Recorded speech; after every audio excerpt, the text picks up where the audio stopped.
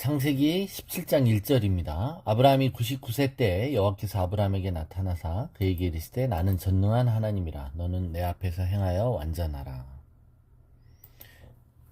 네, 이제 아브라함은 99세가 되었습니다.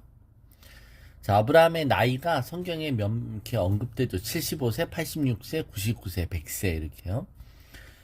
그 중간에 있었던 일들을 얘기하지 않는다기보다 이 나이 때 어떤 일이 있었는지를 얘기하고 있어요. 75세라는 적지 않은 나이에 아브라함은 하나님 말씀에 순종해서 자신의 고향인 갈대아 우르에서 먼 타향으로 왔습니다. 하나님이 약속하신 땅이라고 하지만 그 땅에 기근이 들자 그는 먹고 살자고 애굽으로 피난을 갔죠. 그리고 거기서 목숨의 위협을 느꼈고 그래서 살려고 자신의 아내를 남의 남자에게 팔아서 겨우 살아남았었던 적도 있습니다.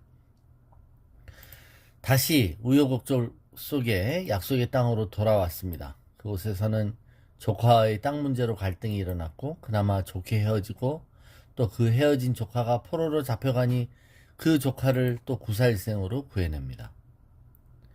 시간이 가고 많은 일들이 있었지만 그리고 기다려도 아이는 생기지 않고 이 방법 저 방법 간구하다가 거의 반쯤 포기했을 때 아브라함의 아내인 사레가 자발적으로 첩을 들이자고 제안을 합니다. 그 제안을 받아들인 결과 오히려 이 가정에 분란이 일어나고 아기가 태어나기도 전에 산모를 내쫓는 일도 벌어집니다.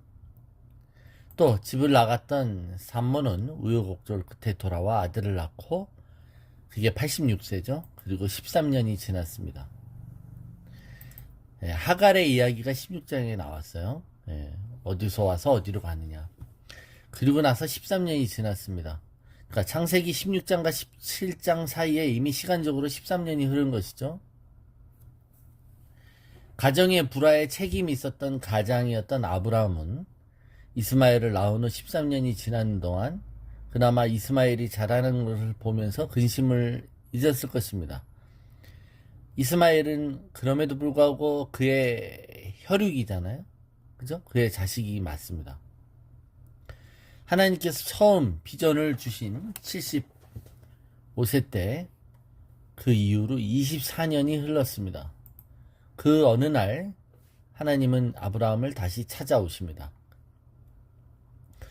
이 말은 86세 때 이후로 하나님은 아브라함에게 나타나지 않으셨다는 것이죠. 하나님의 음성을 듣고 하나님께 말씀을 듣는다 해도 늘 매일같이 듣는 게 아니라 이런 시간적 갭이 있고 중간중간에 뜀뜀이가 있습니다. 기다리는 기간이 13년이라는 것이죠. 그죠? 이 14년 동안 또 얼마나 많이 기다린 거예요. 말이 13년이지. 아마 기다리는 동안 2년째쯤에 앞으로 13년 동안은 너한테 말하지 않을 거야 라고 말했다면 기다리는 기간이 쉬웠을 것입니다.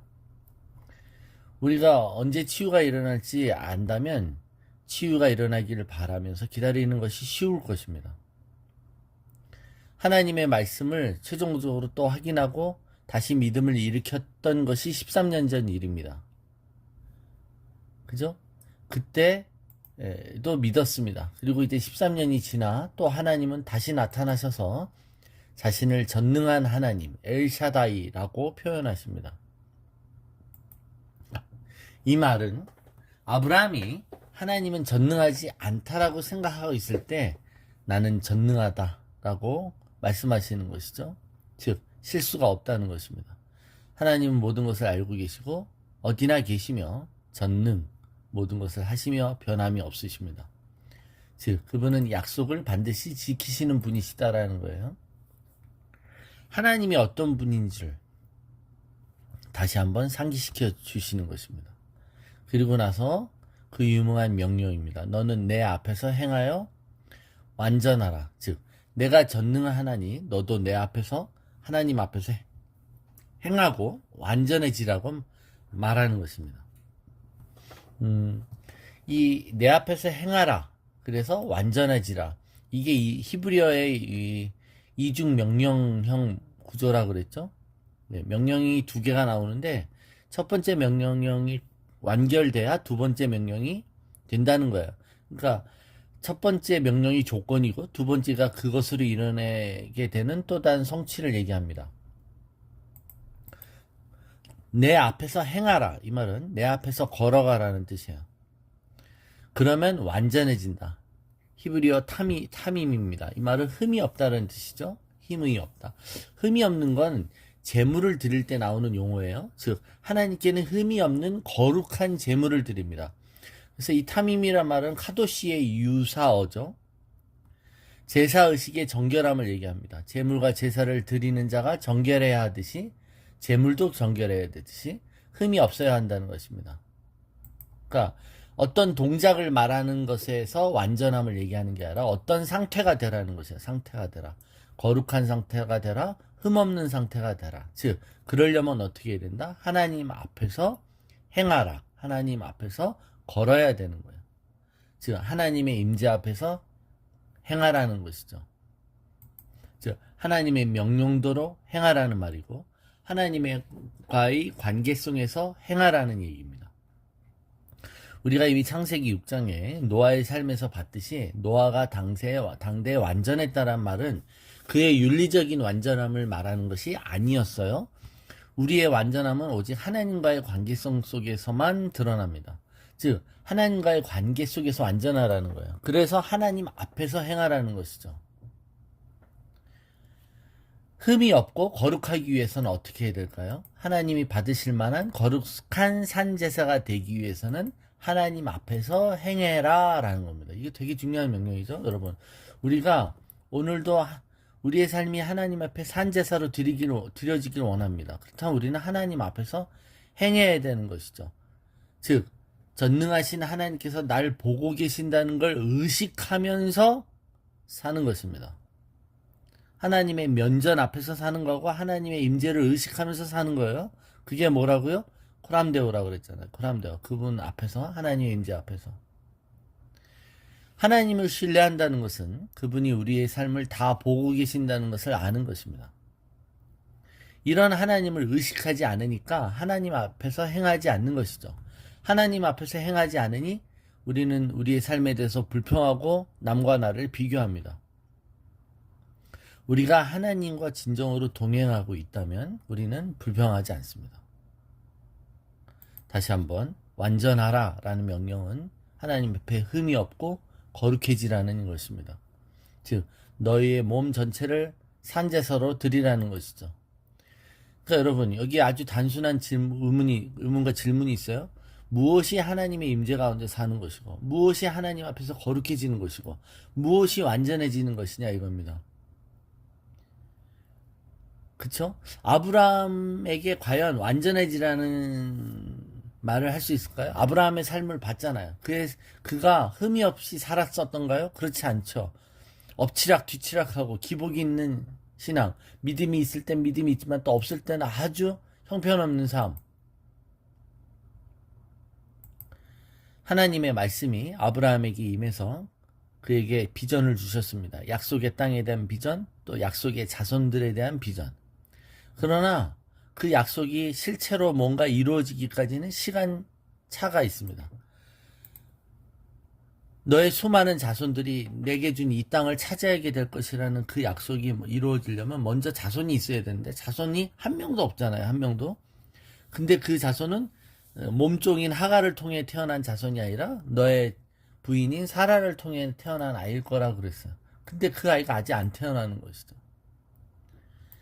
그래서 하나님의 말씀과 비전과 그 비전이 실제로 보이는 세계에 실체로 드러나기까지는 시간차가 있다는 거예요. 이 둘 사이에 우리는 뭘 해야 됩니까? 믿음으로 기다리는 거 외에 할 것이 없어요. 근데 이 둘 사이에 이 기다리는 이 사이에 우리는 인간적으로 굴욕을 겪는다 이겁니다. 이 동안에 수치와 굴욕을 참아야 되는 계곡이 있다는 것이죠. 이 계곡을 걸어가는 동안 우리는 잠잠히 하나님만 바라보며 그의 음성을 계속 듣는 것입니다. 이게 바로 하나님 앞에서 행하는 것이죠. 내가 사망의 음침한 골짜기를 다닐지라도 내가 해를 두려워하지 않는 것은 내가 주님과 함께 가고 있잖아요. 손을 붙잡고 같이 가고 있으므로 두려워하지 않습니다.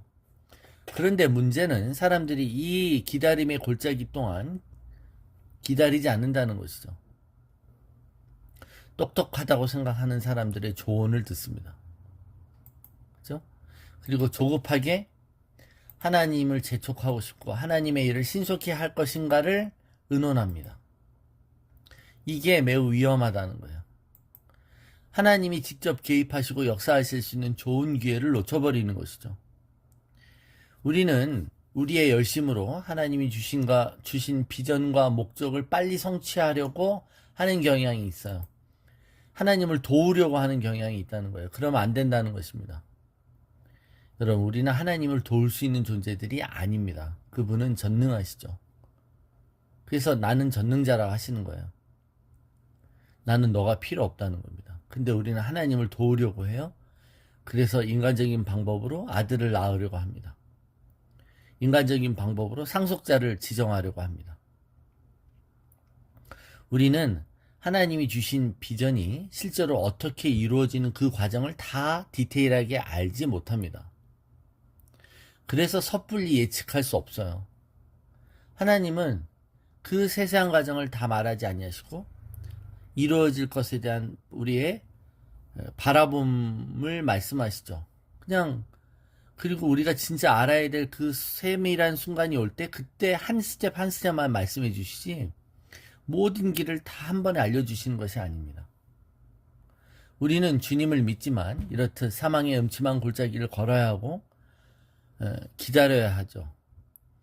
그런데 우리는 이 골짜기를 빨리 벗어나고 싶고 열정적으로 가서 자기가 열심히 일하고 싶은 유혹을 받는 것입니다. 아브라함도 그랬고 사례도 그랬어요. 그럴 때 인간적인 이 열심들은 많은 문제를 야기시켰습니다.